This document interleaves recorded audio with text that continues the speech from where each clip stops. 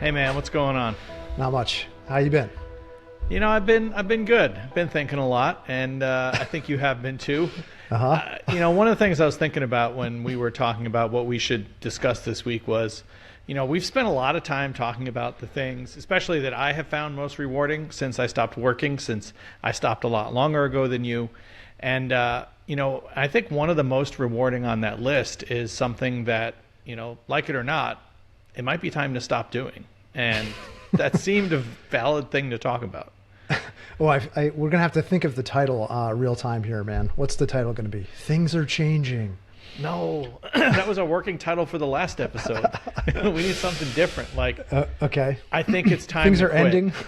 Okay. You're not going All to right. want to hear this. Well, some people aren't going to want to hear this, but I think others might think it's great. Exactly. Yeah. Check out some of our reviews. You'll know why.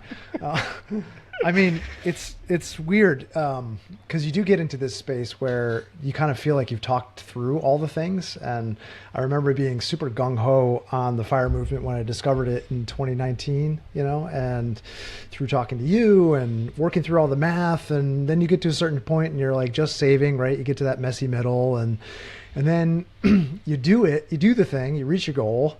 And then you're like, well, there's like a whole other life over here that we could be exploring and doing, which we are. Yeah. But then we do still make time to do this show. And We do. I think we always said we do it probably more for the conversations that you and I have. 100%. And in the beginning, there was a lot of learning that was happening and there was a lot of growth that was happening. And that's not to say that's not still happening. But I definitely think we're both in a space where we're looking at the menu of possibilities of things we could do with our time. And we're looking ahead to a pretty busy travel schedule and saying, okay, how does Two Sides of Five fit into that? Yeah, it's all very true. And I think there is a difference between us and some other FIRE podcasters and YouTubers. And that's, we've never looked at this as a business, at least not terribly seriously. I mean, we both care about what we spend, on software and stuff. But we care a lot more about the time we spend. And, on the other hand, we're not looking to this modest, very modest, we've quantified it before, income that we get from this channel as something that is powering our path or even is just a large part of it. Because let's face it, we didn't start this so far back in our journeys that we had this huge runway and we built up to hundreds of thousands, if not a million or more subscribers, where it would be hard maybe to turn that income down. And since neither of us need that money, it's always been a choice that we do this. Right, and yeah. There's no pressure from our spouses or anyone else to keep this going. Maybe on the contrary, right? Lori, there's been plenty of times where she was like, hey man, this is disrupting something. Do you really have to film when we were really being really good about, bi-weekly, for example? It's like, we're traveling and I know you guys don't have a buffer of stuff already shot in the can, but maybe that's okay. And, I don't mean to say that we're having this conversation because I get pressure. Honestly, I think you and I are both starting to do this calculation of like, is it still worth it for us? Despite the positive things we get from the community, and we can talk about that, does it make sense for you and I to keep doing this in this way? One of the things for me is this idea of like topic generation, right? And when it feels like we have to just like week after week, like come up with a topic to talk about, or just like expose some part of our life or pick a scab or something like that, that doesn't feel quite right to me. But I still know that, I don't think we set off with this intention, but this has really become a podcast that's about transitioning, like end stage of, FI, right? So you're close to your goal, and then, what are the concerns that you have? And I don't think there's a lot of content out there that focuses on that in a kind of genuine way. And so I think this fills a need. But I also feel like it is kind of a body of work that's standing on its own because, you reached your goal and we got to sort of catalog that transition period for you and all the things that you went through and big market downturns and, your thoughts and struggles along the way over the past 5 years. And, I was running in parallel, kind of trying to reach my number and having a lot of those same things. And, we didn't start off with that express goal, I think, but it has become that. And now I look at this transition and I say, okay, like things feel pretty easy to me and right. Yeah. And I know that there's change ahead. I know that things are going to be coming along, and maybe we just use some of those marker points as, points to re-engage and reconnect, because I know there's other, like, what is it? The mad scientist, Brandon, he kind of he got to a point. He's like, this is going to be my last update. If I feel like making a video or a podcast, I will. And, it's not like the forced march to come up with a new topic, which I know you don't love. I don't. And, it's not unlike other transitions I've gone through, right? Because, I used to blog every couple weeks without fail. And, I did that for a long time, a couple of years at least. And then at some point I was like, I'm done with that. And not only am I going to only blog when I feel like it, which is very much where I am now, it's very sporadic. I archived the old blog and took it offline because I just didn't even want that looming out there like, well, I used to do this every 2 weeks. And maybe that's just a gesture, for myself. It doesn't really matter. But, with this, I think I knew, a year ago or 6 months ago, whatever time, I kind of had this thought that I had grown a lot and learned a lot as a result of having these conversations with you, engaging with our audience. And I realized how stable things had gotten, now 5 years later. They're not perfect. It doesn't mean I don't have doubt at times or there's still new things I'm figuring out. That's just called being a human and being aware, right? And being, honest about that process. But I was really looking forward to, and I am still enjoying, you going through this transition. And sometimes I wonder if it's maybe because you're still very much in the honeymoon period. Yeah. But it may also be that, honestly, you were doing a lot more in parallel before you made your big career transition that has made this easier or more straightforward for you. And so I'm finding, while we had a couple of really solid conversations, and not to diminish anything we've said since then, but right as you were making that decision, but since then, it's been more of a struggle for you and I to come up with stuff we want to talk about other than just catching up. That doesn't make for a very good video or podcast. And so that got me thinking like, man, maybe we need to really revisit the conversation you and I had when we were together in Scotland about, do we keep going? And I'm still torn, but I feel a lot more comfortable with the idea that maybe it's time. Yeah. I mean, I look at some of these other 5 podcasts, and I don't want to call anybody out. Sure. But, there's some that you kind of feel like, they've jumped the shark a little bit.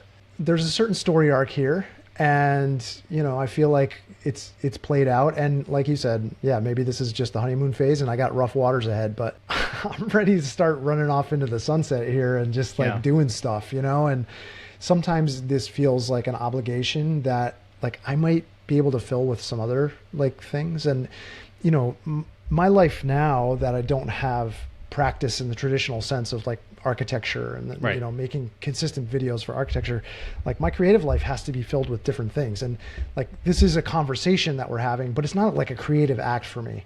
So in a lot of ways, it's like, editing the video is just kind of like, okay, it's another task on the task list. It's like stuff you have to do in life. And, when it starts feeling like that, I start like you, maybe questioning like, I enjoy catching up with you. And that's one of the things that I would miss, because I feel like this of anything has been the best vehicle for you and I to kind of reconnect. Because otherwise, I mean, even lately, when the episodes have been like, we've both been busy doing different things, like, you'll text me and like, it'll be a long time between when we converse, and it's just, that doesn't feel great to me. So I'd be that's the part I think I'll miss about it. But it doesn't mean that we just have to say, okay, we're shutting this down. We're never doing another episode. It can just be like, as we feel motivated or we have a topic that's interesting. Like I'm thinking about Roth conversions in a different way right now. Sure.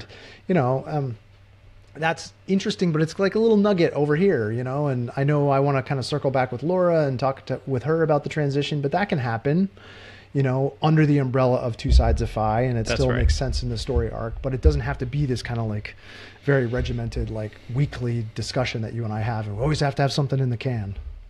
Yeah, you're absolutely right. And lest anyone listening or watching this think that this is already scripted out and we don't know what the outcome is, I would say irrespective of where we end up at the end of this chat, I think we owe it to ourselves to do something as formal as keep time on the calendar to talk live. Yeah. Yeah. And I only have this with the one other person in my life, and it's not someone I'm as close to as I am with you, and I managed to keep that going. Yeah, And it's not like we hit, and that's a monthly conversation. And sometimes we miss a month because we're both traveling. We're actually both fire people. I discovered, rediscovered this connection, realizing that about him. But there's no reason we couldn't do the same thing around travel. So I mean, I would commit to that now for sure. And I'm certain that's easy to commit to. I'm certain that you would too. Yeah. But, you're right about the commitment aspect of this. And I think that's the last thing both of us would want this to feel like. And, it's easy and correct for anyone to look at what we do here and kind of quickly add up what they think it might take. And it's not a lot. But, one of the things we've harped on since the beginning is what is your time worth and how time freedom kind of trumps all. And even when you have a bunch of little obligations, some of them are time bound no matter what. Yeah, and for sure. That's a pull that if the juice isn't worth the squeeze anymore, it's right to question it. One of the things I jotted down, and I made some really rough notes as you and I were joking about, I actually came a little prepared to this because I just wanted to make sure I wasn't missing something that was kind of at the back of my mind that I wasn't aware of. And so I actually took a little time over coffee to jot down a couple things today.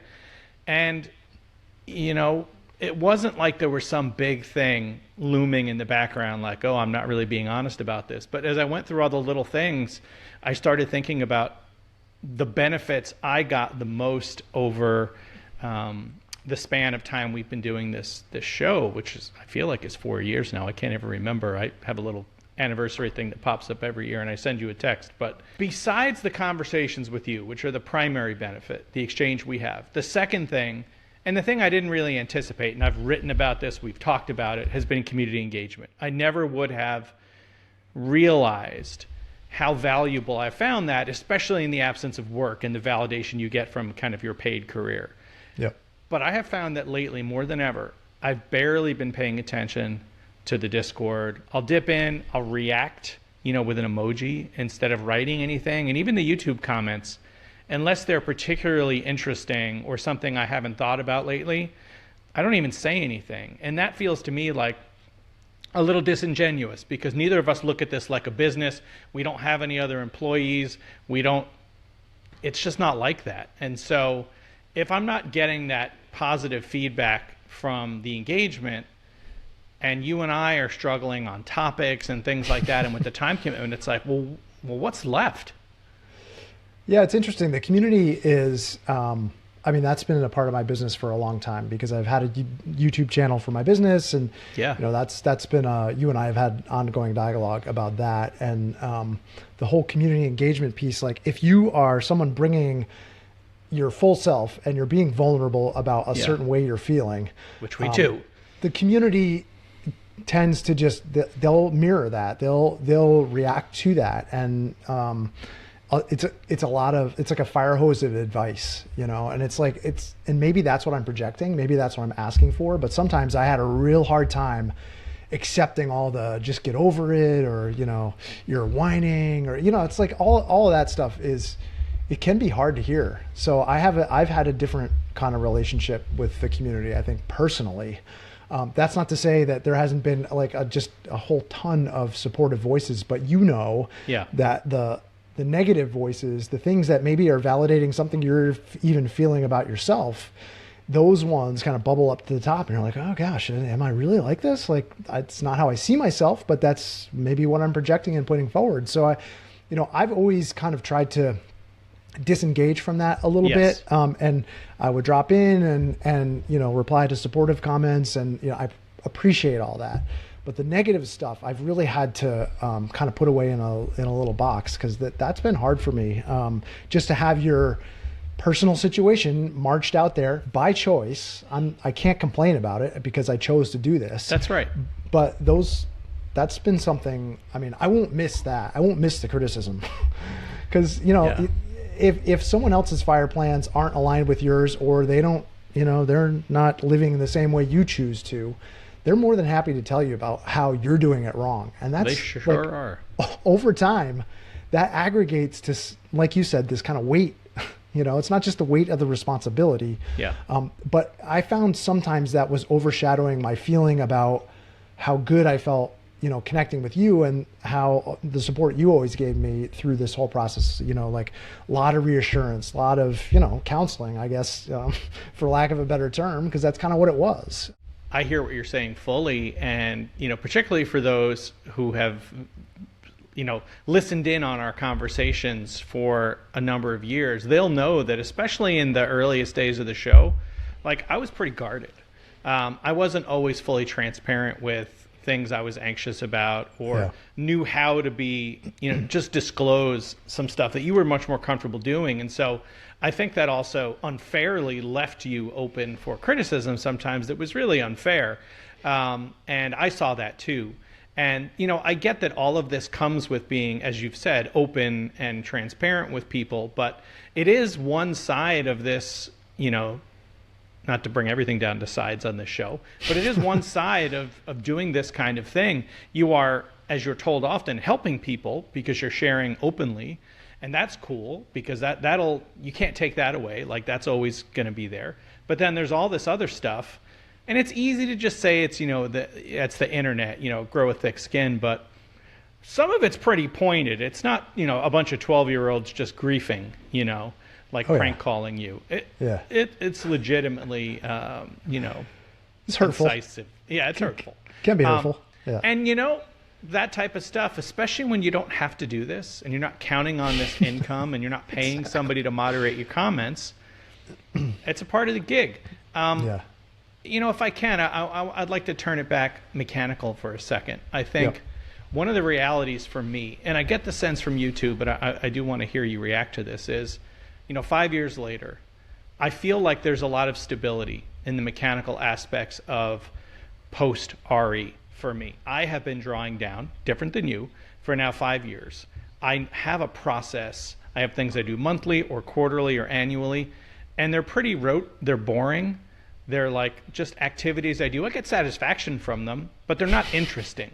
And unlike people who run their channel as a business, again, this is without judgment, or as a funnel to get business, which some channels certainly do, and again, no judgment. We're not going to go over those topics again and again. And you and I have even kind of joked about that. Like, there are some topics people ask us to cover, and we've covered them kind of ad nauseum, and there's no update. It's not interesting. So we're not going to go over them again. We're not going to keep repeating our mantra, because you and I, Eric, would be bored to tears by that. And so maybe I'll engage and refer somebody back to an old episode if I'm in the mood that day, but we're just not going to go over the same topic again and again. And that means a natural winnowing of the content that we would be able to put out.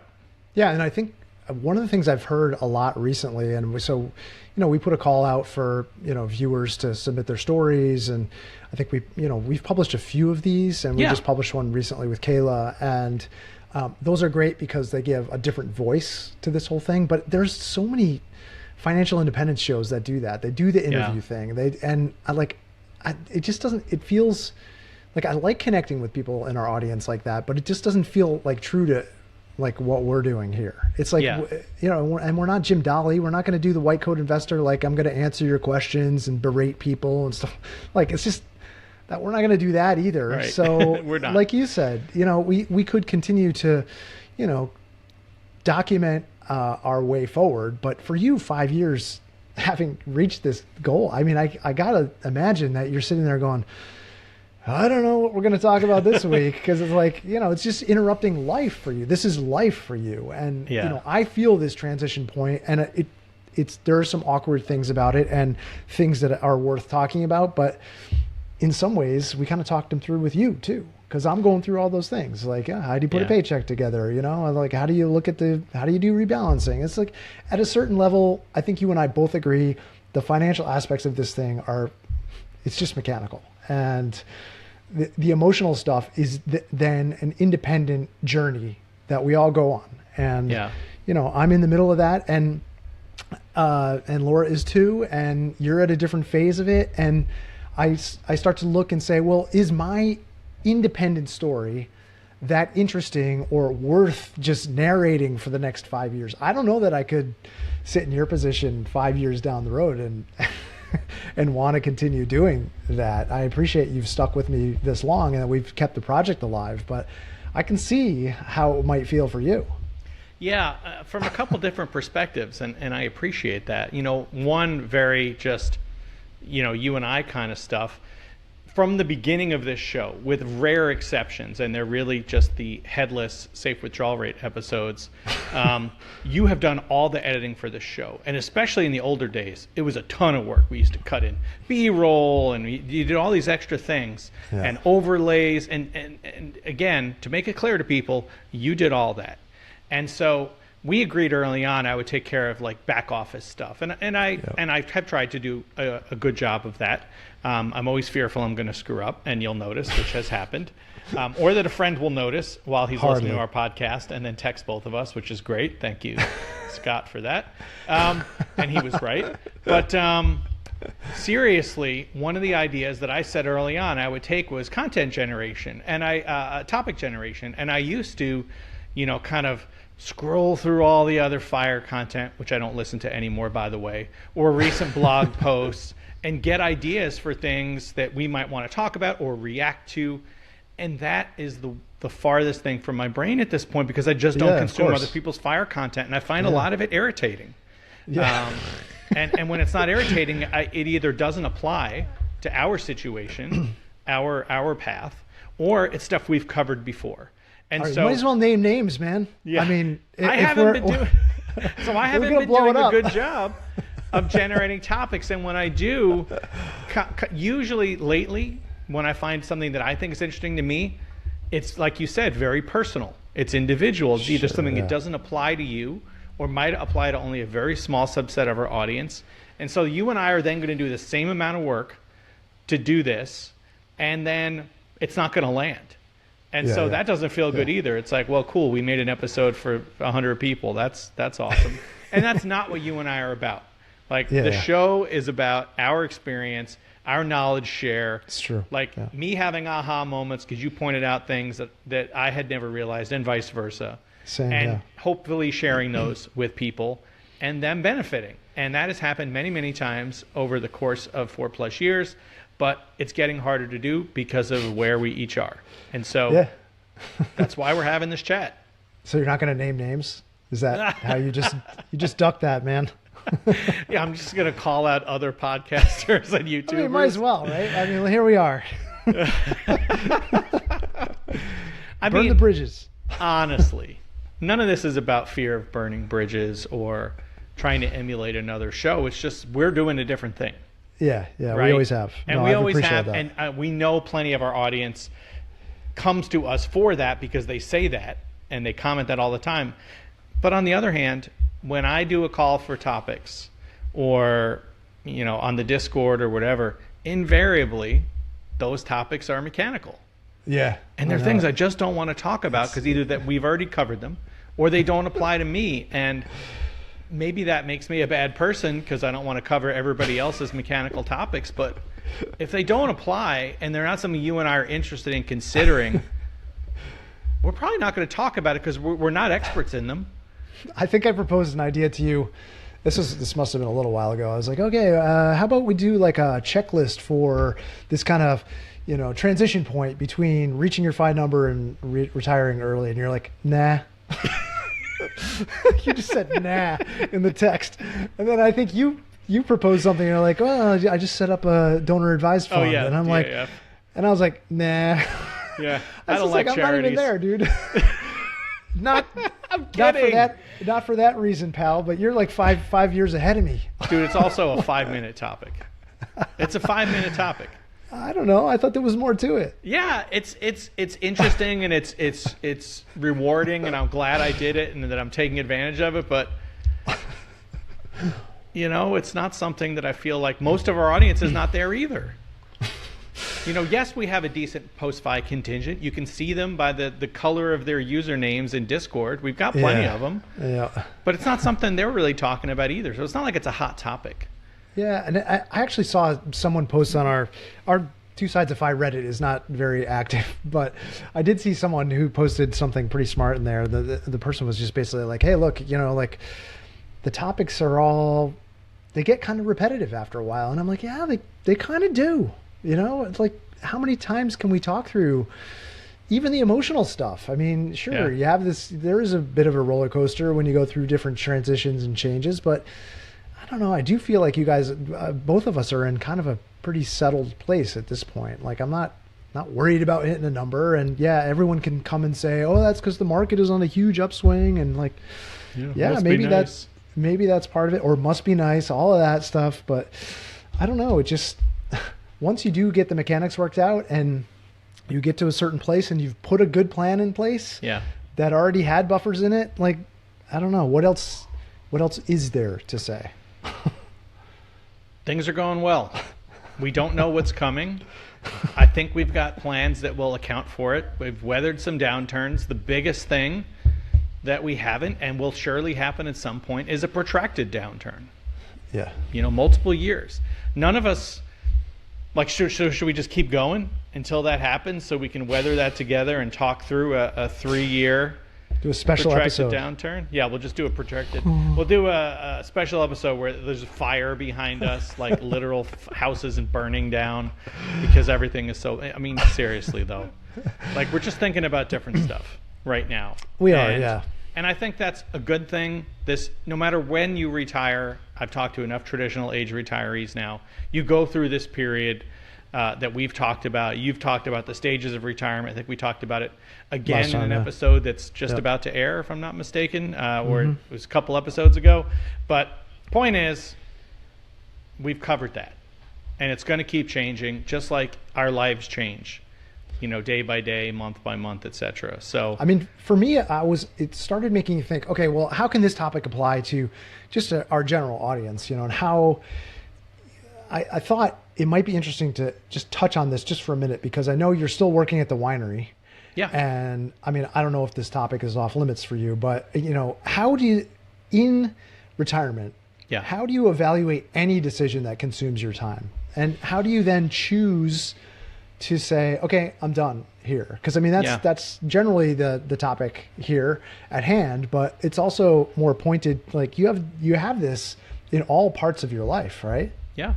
It's true. Yeah, and the winery is a good example because, it's the thing besides this show that I have done the longest since leaving my career behind. And the way I usually describe it to people is, unless I'm traveling, most Fridays I work at a winery tasting room. It's an incredibly flexible job. I'm now in my second gig. I did 3 years at one and now a year and a half at another. And the thing they both have in common is incredibly flexible arrangements. I know as long as I give notice, like I'm about to leave for 6 weeks to be with family and then go on a road trip with Lori. And I figured like that might finally be the straw that breaks the camel's back of flexibility. And I was like, hey man, this has got to be a lot. And it's during harvest.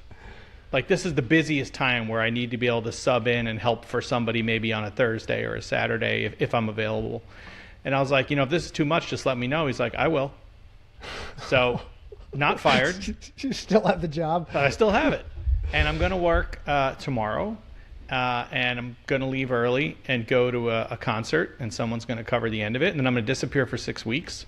And then I'm going to come back and probably do more Fridays. And so, Lori and I have the same kind of arrangements with our bosses. She does a similar kind of thing at a brewery, even less hours. I think usually maybe 4 or 5 hours on a Friday. I'm probably more like 7. But we both kind of come to the same point, which is we still enjoy it. We like the people that we work with. Having a little extra spending money is cool, but we both know that our plan doesn't depend on it. And so when we decide this doesn't make any more sense, we just got to stop. But how do you make that decision? I know. It's like... I know. And I was thinking about this recently because we had a slow day maybe a month ago at the winery, and I was just like, man, this might be it. Yeah, it's not against my time. Yeah. I'm like reading. I've dusted already. I've done all the little periphery chores I could think of, because I'm not just gonna, stare at the wall in a customer, right, hospitality driven business. I'm like, this is terrible. Yeah. And that night I told Lori, I'm like, maybe this is it. I said, I'm gonna see how I feel next Friday, and then I'll decide. And so I did the next Friday, and the day was great. It was all the things I liked about it. I was getting the positive engagement with people. I was scratching the teaching itch, made a little pocket money. It's like, I don't have to make a decision yet. Yeah. So I don't feel a big pull to do it, but when I do it and it goes the way I want it to, and it looks the right way, it feels good. And it's not a big commitment, and it's flexible. So I don't have a great answer to you other than I'm going to know that I'm giving more of myself and my time and whatever than I'm getting back out of it. Yeah, that's a good answer. It's a long answer, I'm sorry, but I mean, that's really how I think about it. And you also have to constantly be reevaluating it, because I mean, I know that's been true for this project. If I look at making videos for, 30 by 40's channel, my other YouTube channel, versus making videos here, I put a lot of time into making videos here, and I kind of set the other channel off to the side. And, I get a lot of kind of creative energy out of making videos for 30 by 40, because it's in my my domain of expertise. So I know a lot about architecture, and I enjoy teaching people, and I enjoy editing videos in that context, and the camera work and everything. And so maybe it's time for me to just kind of lean more into that. If I'm gonna spend time in retirement doing something, like, it should like recharge my creative batteries, at least, for sure. And so I think, it's like you said, it's probably an ongoing reevaluation process that has to happen. And right now, I don't know, I'm looking forward to a lot of travel. I got a concert coming up tomorrow, and then we're going to travel. We're traveling down to Boston. We're going to Rhode Island, and then we got some other trips planned in the fall. We got, we talked about this last time, but those things are the pull for me right now. And, it's just a different season, maybe. That season where I was really getting close to my 5 number, and I was really focused on it. I was like, I got to work hard. I was just filling all of my time with all of the things. And now that I'm here, I'm like, all this white space feels really nice now that I can get up in the morning and just like choose a project to work on. Yeah. And that choosing part is, that's the thing that you have to always be thinking about. Like, what am I choosing to spend my time on? And I know it's going to change, but it will. Anyway, it's the only certain thing. But all right. So this isn't goodbye. Is that what we're saying? No, I think it's a pause. I think we're going on break. Okay. I think we're going on break. I need to write a few emails to prospective guests. And I think, we've got, after this episode, I think there's going to be a break. And I'm going to be traveling. You're going to be traveling. It'll give us a lot of time to think and have some experiences and continue to connect with each other. And we'll come out of that with some further thoughts. And that might be, hey, we did a thing that we want to talk about. Or there might be a while. And I think that's okay. I feel at the end of this conversation, and my timer says 37 minutes we've been talking. The episode probably won't be that long. But, I feel like there's not much else to say about it. And it feels good. Yeah. What about you? Yeah, I don't know. I have mixed feelings about it, man. Of course, I do too. I mean, it doesn't harm us to keep it as an open-ended project. It doesn't. I feel glad that we did it, and I like looking back in time at some of those old videos, man. It's just like they bring back great memories of that kind of point in time. And I know you feel this way about your blog. I feel this way about my other channel too. Somebody commented on the very first video I uploaded to 30 by 40 earlier today, and wow. They were just thanking me, and that video is the worst video that I ever released, I'm quite certain. And I've always kept it up there just because I like to see that as a point in time and see kind of how far I've come and who I am today versus who I was back then. And, this as kind of like a little time capsule, a timepiece, is really nice to have. So I wouldn't want to walk away from it, because then that goes away too. But Yeah. it is kind of like, it's like a high school yearbook for us, man. It's like, you know, we spent 4 or 5 years doing this, and, you know, now it's time to graduate. Yeah, I think that's a really good way to put it. So hopefully anyone listening in on this conversation understands where we're at. Don't unsubscribe, because we may well be back. If you're watching this and you enjoy what we do and you haven't subscribed, please subscribe. You know, it really helps the channel, even if we're not. That's the weakest call to action ever, man. Weakest call to action ever. And What that's is wrong why with you you? know this isn't a business. I'm terrible at this as a business. But in all seriousness, yeah, I'd be more it feels, interested to hear what people think. Like, you I know, would too. 'cause- Tell us yeah, why we're what do you- wrong. Should we keep going? Should Like, we are have we new thinking about co-hosts? this Should incorrectly? we just we need to pass the torch to somebody else. Yeah, I mean, we've had quite a few people cross the line while they were participating in our show, and they've told us, and it's so Yeah. cool to see people do that. A little scary when they say, "Oh, I did the same thing you did. I know it's going to work out great." I'm like, that wasn't advice. Yeah. But seriously, yeah. Who wants to do the next killer YouTube channel or podcast? Let us know. Want to take over all of our expenses, please? No, right, man. Well, We're gonna keep paying those you- bills for now.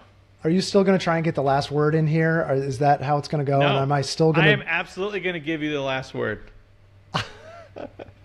And am I still going to put at the end of the video "to be continued"? Yeah, put a question mark after it though, Oh, okay. just like you did on your Phi date back when. That's right. Yeah. So for those of you who just listen to the podcast and don't watch the videos, we always put a "to be continued" at the end. So I suppose I'm going to keep that, and we're going to keep this kind of open, and we're going to keep a date in our calendars. At least what are we going to commit to? Once a month? Yeah, I am definitely willing to put Twice a in once month? a month. I'm just going to Okay. text the hell out of you if you don't talk to me. So, and I know how much you love extensive texting. You do not. You never have, especially when it used to cost like whatever a dime every time I texted Oh, you. yeah, I way back kept when doing then. it 20 years ago. It was pretty great. Well, you don't realize that I actually told you that, but it wasn't really true. So Yeah. Well, there was a time when we didn't have unlimited texting. There was I a know time. some of our younger No. viewers will not know this. But there was a time. Yeah. And there was a time where you I didn't have don't- cell phones in Maine. yeah, right. I don't think I'm that dry of a texter. As You're not. as I You're think actually the pretty term fun is, as a but, texter. Yeah. Although you can come across as very stern sometimes, So even can as you. someone who knows you well. I know. I've been told that. I think I guess I'll You just really use more can, man. smileys. I'll use more smileys. Well, I I did have think it's someone tell because me I I- was scary once in the workplace, and I thought that was really weird because I think I'm very Yeah. gentle. But I could see it, man. I could definitely see it. Terse. See, I don't would know say myself. terse. terse. Yeah, but I don't use emojis. No, you so don't. I think maybe that's why. Maybe you're reading that a certain way. I refuse Maybe. to use emojis. Yeah. I notice not you're using them on responsible. comments, man. You're doing the prayer hands on comments. Come on, man. What's wrong with you? I try to mix up my responses so it's not always thank you, thanks for the support. I mean, I try to, make it, I want people to feel that it's authentic because it is. 2 prayer hands instead of 1. I know I've gained tremendously from these conversations. So even if this were the last 2 sides of Phi Chat, I mean, immeasurable gains from more than 4 years of exchange with you. Likewise, man. It's been a good time. I don't expect it to end, but it don't is a either. pause for a bit. All right. Anyway, man, it's been good chatting with you, and let's do it again soon. It has, man. Be good to yourself. Cheers. Bye-bye.